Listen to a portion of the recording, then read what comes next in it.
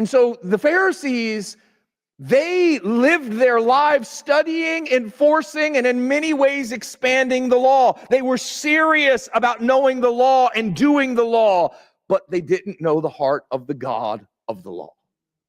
Right? They missed the point.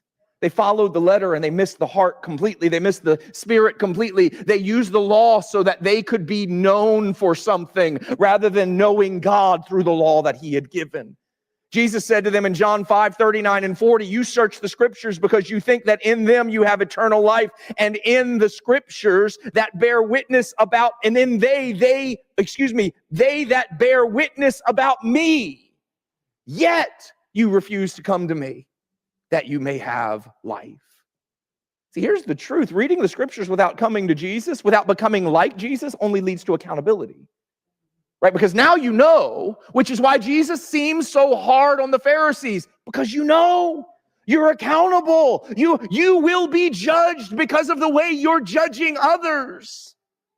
See, the purpose of the law was to reveal the heart and the character of God to Israel, so that then the heart and the character of God could be revealed through Israel. Right? Joanne said it this way last week. She said, Israel was meant to be a nation of priests, and they settled for being a nation with priests. Right? They were meant to be the light of the world, and they settled for something less than that. The law was never meant to bring salvation because it couldn't. The law was always meant to lead us to the God of salvation. As Galatians 3:24 says, so then the law was our guardian or our schoolmaster until Christ came in order that we might be justified by faith. The law would not make us righteous, but would lead us to the righteousness of God.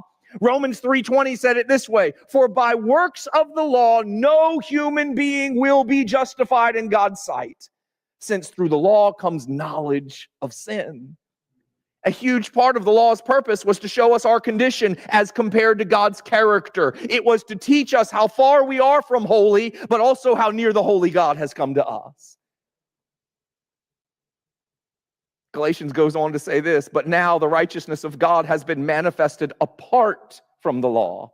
That means the righteousness of God has been manifested through the life, the death, and the resurrection of Jesus the Messiah. We need something greater than our righteousness. We need something greater than the righteousness of the Pharisees. We need Jesus. We need his life of fulfilling the law. We need his death and becoming sin. And we need his resurrection in overcoming death so that we might have new life in him.